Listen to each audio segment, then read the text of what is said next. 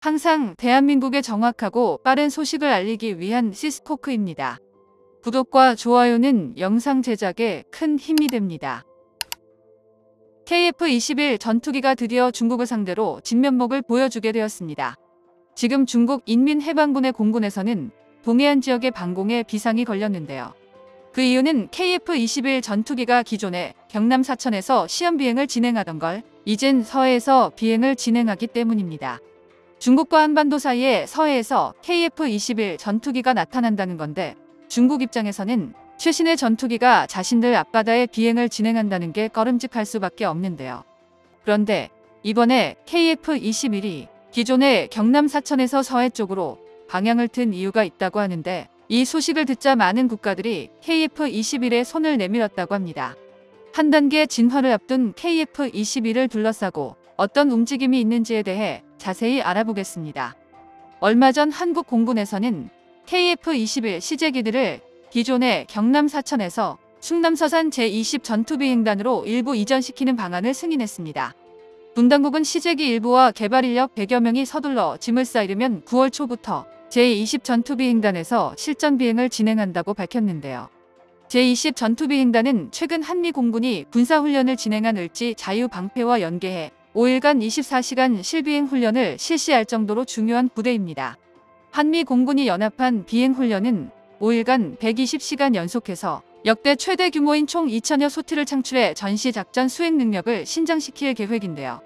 게다가 경남 사천에서는 프로게인 KT-1 웅비를 최이서로 보냈었지만 추적용으로 더 우수한 KF-16을 동원할 수 있습니다. 또한 활주로도 더 넓고 기상 조건도 더 나은 편입니다. 경납 이글루도 훨씬 커서 추가적인 공사 없이도 바로 KF-21을 수용할 수 있는데요. 하지만 무엇보다 가장 큰 장점은 서해 바다에는 우리 군에서 사용하는 무장 실험용 무인도가 즐비하다는 점입니다. 한국군은 서해상에 확보해둔 수많은 암초와 무인도의 로켓포, 유도로켓, 미사일, 자주포 등 종류를 가리지 않고 실사격 실험을 해오고 있는데요.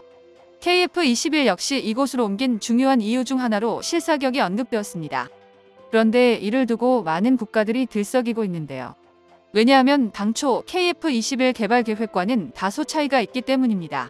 KF-21 블록1의 예정된 성능은 기존의 공대공 전투 능력과 제한적인 공대지 전투 능력인데요. 그렇기에 1차적으로 우리 군에서 노후화된 F5를 대체할 요령으로 블록1은 제한적인 성능이라고만 알려졌습니다. KF-21은 미티어와 아이리스티 등 공중무장의 테스트에 연달아 성공하면서 공대공 전투 능력은 이미 확인을 마친 상태인데요. KF-21은 유로파이터 라팔, 그리펜에 이어 미티어, 미사일의 실사격을 성공한 세계에서 4번째 전투기로 등극했습니다. 그런데 테스트 장소를 서산으로 옮기면서 제한적인 공대지 전투 능력을 확장해 좀 더 포괄적인 공대지 성능을 확보하려는 것이 아닌가 하는 목소리가 들려오고 있는데요. 제한적인 공대지 전투 능력에는 JDAM이나 KGGB와 같은 유도항 공폭탄, 키트 등을 운용하는 성능이 포함됩니다. 이러한 무기는 전투기의 항전장치에 별도의 복잡한 통합 과정을 걸치지 않아도 따로 마련된 시스템을 통해서 운용이 가능합니다. 그냥 KF-21에 폭탄을 달 수만 있으면 쓸 수 있다는 의미인데요.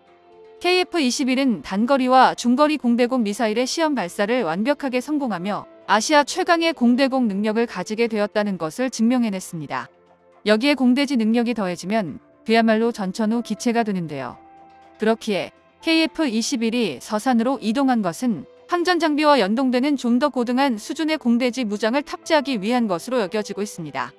유럽의 유명 방산 전문지 에비에이션 위크에서는 KF-21 전투기와 관련해 한국 항공우주산업 카이가 설계를 변경하고 있다는 내용의 보도를 했습니다. 한국이 KF-21의 미래를 두 가지 방향에서 최적화시켜 나가고 있다고 분석했는데요. 여기서 파생되는 가설이 바로 KF-21의 설계 변경입니다. 한국이 예정보다 이른 시기에 공대지 성능을 확보할 수 있도록 KF-21의 설계를 변경하려 한다는 것인데요. 그런데 여기서 하나 중요한 점이 있습니다. 바로 올 초 있었던 KF-21의 공동개발국가인 인도네시아의 기술 유출 사건인데요. 올해 초 카이에서 근무하던 인도네시아 연구원이 기술 유출 의혹으로 경찰의 수사를 받았고 올 6월 텔레그램에서 KF-21 설계도를 판매한다는 글이 올라오기도 했었습니다.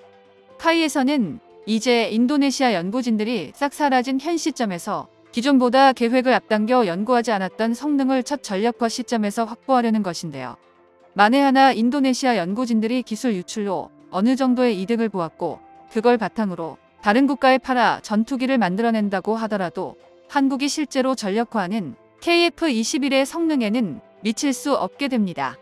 최근 튀르키예의 자체 전투기 프로젝트 칸의 개발을 주도하는 기업 타이가 다른 나라들을 놀래킬 결정을 했습니다. 바로 인도네시아에 법인을 설립한 것인데요.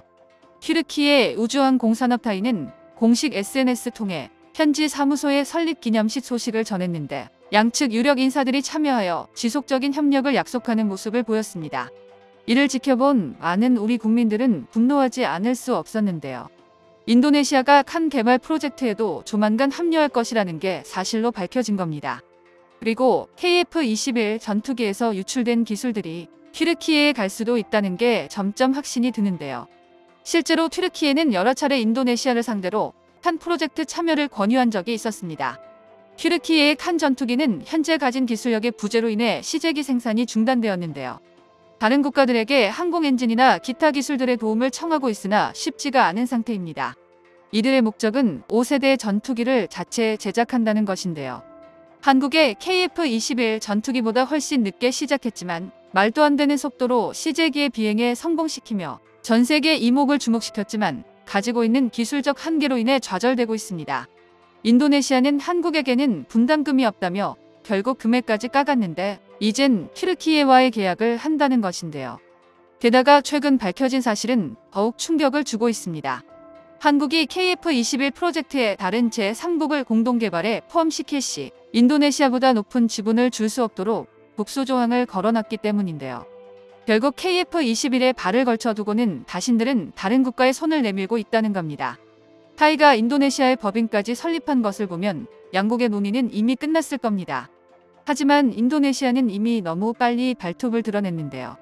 KF-21은 인도네시아를 따돌리고 본격적인 5세대 전투기에 들어가는 공대지 능력을 확보하기 시작했고 네트워킹 능력에 투자해 유무인 복합체계 멈티 성능을 선제적으로 획득하는 것에 주력할 예정입니다.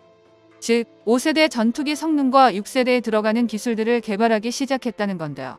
미래의 KF-21은 내부 무장창과 매립형 센서를 통한 완전한 스텔스 능력, 강력한 데이터 링크를 통한 네트워킹 능력을 우선적으로 확보해 5세대인 F-35에 필적하는 성능을 빠르게 얻을 예정입니다.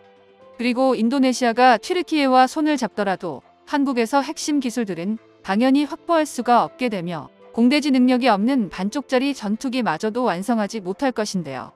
까다로운 세계 전투기 시장에서 KF-21은 뛰어난 성능과 빠른 납기, 저렴한 가격으로 많은 이들의 주목을 받고 있습니다. 정보가 도움되셨다면 구독과 좋아요 부탁드립니다. 이상 시스코크입니다.